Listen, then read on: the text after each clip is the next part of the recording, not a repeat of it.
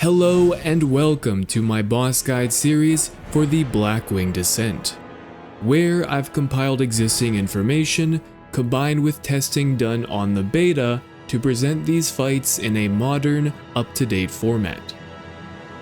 Before we get started, if you find this guide helpful, consider dropping a like, subscribing, and sharing this video with a friend. Otherwise, thanks for watching, I hope you enjoy. Atramedes is one of 3 bosses that become available once Magma and the Omnitron defense system have been defeated. This fight has 2 phases. You'll need 1 tank, 5 to 7 healers, and the rest DPS. Atramedes is blind and hunts based on sound. This is the main mechanic for the fight. Players begin the battle with 0 sound and gain sound when taking damage. If any players reach 100 sound, Atramedes targets them and casts Devastation, dealing 30,000 fire damage every 0.5 seconds. That said, players can reset their sound to 0 using one of the ancient dwarven shields. This will interrupt Atramedes and send him into a state of vertigo, causing him to take 50% increased damage for 5 seconds. However, these shields are destroyed upon use, meaning your raid will have a limited number of dwarven shields available for the encounter. On normal difficulty, your raid has 10 shields to work through. On heroic, this number is also 10, but any shield you hit during the ground phase destroys an extra random shield. So it's in players' best interest to keep their sound to a minimum. In phase 1, or the ground phase, Atramedes has access to the following abilities. Sonar Pulse. Atramedes periodically sends out discs of sonar energy to locate players. These discs move radially outwards, inflicting arcane damage on impact and adding 3 sound per hit, or 7 on heroic. Modulation. Atramedes modulates, dealing unavoidable raid-wide shadow damage. The amount of damage dealt increases the more sound players have. Sonic Breath.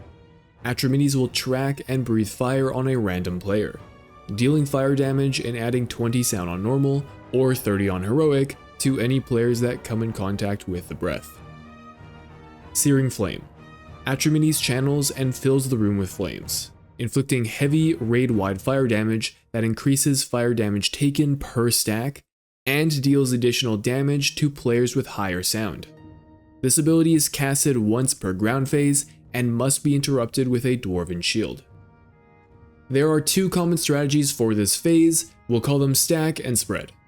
In the stack strategy, the entire raid, aside from the main tank, stacks in one spot, usually right near where Atramedes lands. This way, everyone baits and dodges these sonar pulses together. If you get targeted by Sonic Breath, you have to very quickly get out of the stack and run around the boss.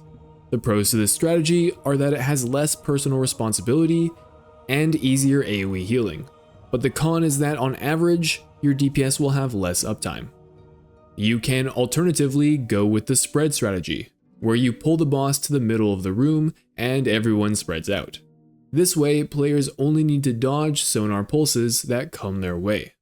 If you get Sonic Breath, you still need to run around the boss, but now everyone around you needs to react and move as well.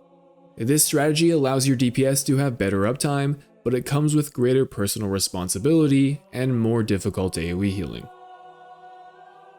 90 seconds into the fight, Atramedes will take to the skies, entering its second or airborne phase. During this time, Atramedes will use the following. Sonar Bomb.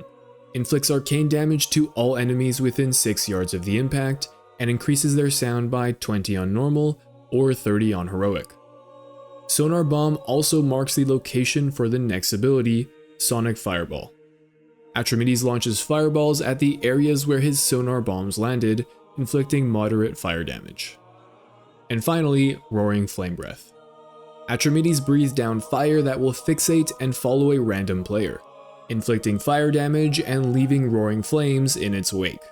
The movement of the breath speeds up over time. Using a dwarven shield will temporarily halt the progress of the breath, but upon doing so, Atramedes will retarget his flames on the player that hit the dwarven shield. The strategy we employ for phase 2 is to have the entire raid spread out, with healers displaced evenly around the room. For most players, your goal is to just dodge stuff on the ground.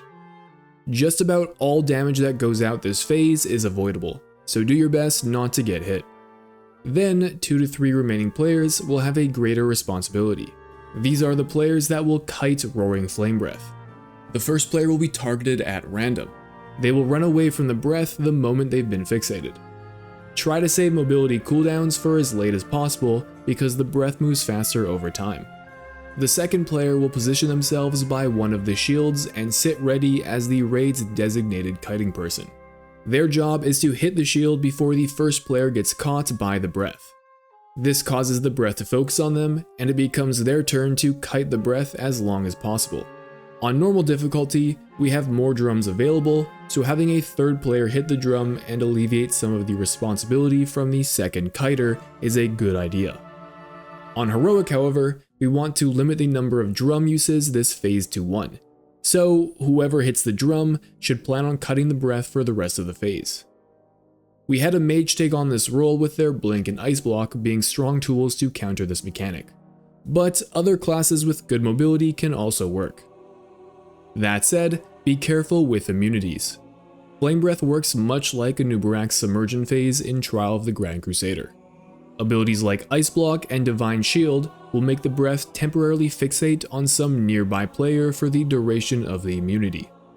After 30 seconds, Atramedes returns to the ground and phase 1 repeats. Rotate through the 2 phases until either you run out of Dwarven shields or you kill the boss. On heroic difficulty, there aren't a whole lot of mechanical differences. Abilities now A. hit harder, B. apply more sound, and C. there are fewer drums available to clear your sound. The only new mechanic introduced to the fight are obnoxious fiends. Nefarian randomly opens portals, spawning fiends that jump on a player's back and cast Obnoxious, increasing the player's sound by 10 with each successive cast. DPS must swap to and nuke these adds down. This cast can be interrupted, so be sure to have players rotate through their kicks. Otherwise, that's the fight. Thanks for watching, I hope you enjoyed.